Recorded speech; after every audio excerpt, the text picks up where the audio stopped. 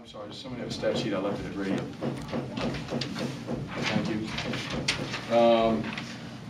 You know, I think ultimately the two statistics that jump out at you right away are we have 8 turnovers and they have 19. So that's 11 more possessions in a game that you're going to get shots than they do. And then we were very good from the free throw line. You know, and I thought the other thing was that we played smart with our tempo in the second half. You know, we only took 6 threes, which means we're trying to attack. We took 15 threes for the game. So I was pleased with some of our offensive execution, patience. Let me tell you, this league is unbelievable now. I've been saying it all year. It's an unbelievable league from top to bottom. There's nothing that's easy. Nothing is going to come easy to anybody in this league. And if you don't man up and get ready for fights every night, you're going to get knocked down. And give our guys credit. I had told them for 2 days, the thing that scares me about UIC is, number one, they've played a lot of people close. You just haven't had an opportunity to get over the top on people. A lot of people close, which is a reflection of how good their coaching is. And the other thing is, when your 2 best players are seniors, you can throw the record of the other team out, because those seniors are going to play with great urgency every night. Carter and Krebs play with unbelievable urgency every single night, and their teammates feed off of that. And so every night UIC is not going to lay an egg. And I told our guys, like, we're going to have to go beat them. And I was proud of that. I was disappointed in the last 4 minutes was tighter than it should have been because we didn't get a rebound. They scored, I think, 3 or 4 putbacks in the last 4 minutes of the game. You know, a couple of the threes they made, you shake their hand. You shake their hand.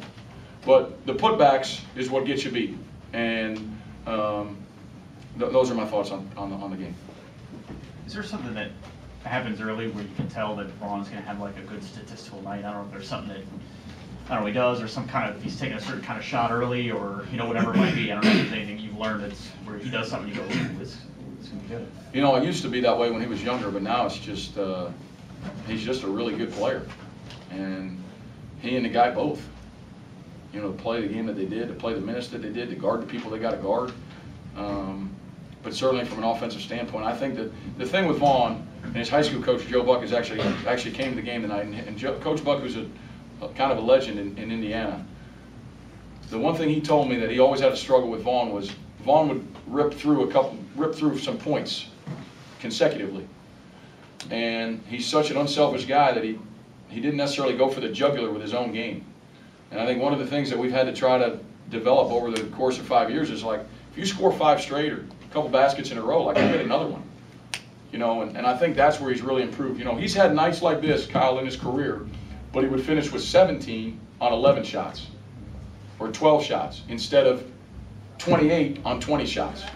And I think that's the difference in Vaughn Duggins' game, is that he's really playing, again, another older player with a great sense of urgency. You said in the past that you're superstitious about free throws, but is there anything that you do in practice differently as the season goes on? Do you do more? Do you do less? You know, any way you handle it when it's later in the season? Well, we shoot a little bit more because our practices are not as long, which I think makes everybody happy but me, because I could be out there all night. But we have good shooters that focus. And, you know, we had our older guys at the line, which is also important. And I thought, you know, when you have a freshman taking the ball out of bounds, give Cole Darling a lot of credit.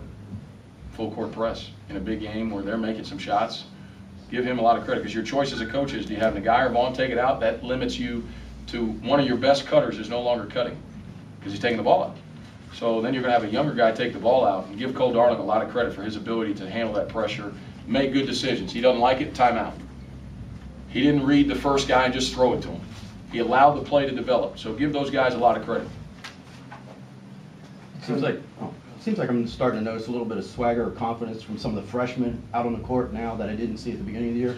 Are they starting to feel like they're fitting in more? I think certainly they're playing more, you know, and so obviously some of that has to do with Troy and Cooper, but I really think more of that has to do with they've gotten better.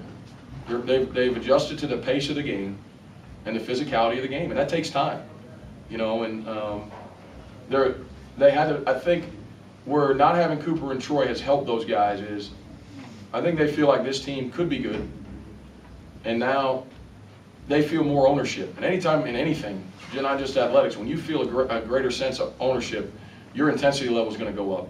And I think that's taking place. They're good players. You know, we have good players on our team like many of the other teams in our league. You know, our kids are good players. And, you know, give them a lot of credit. Out of your young players, who's impressed you the most so far? They've all impressed me equally at different times. No one stands out over the other.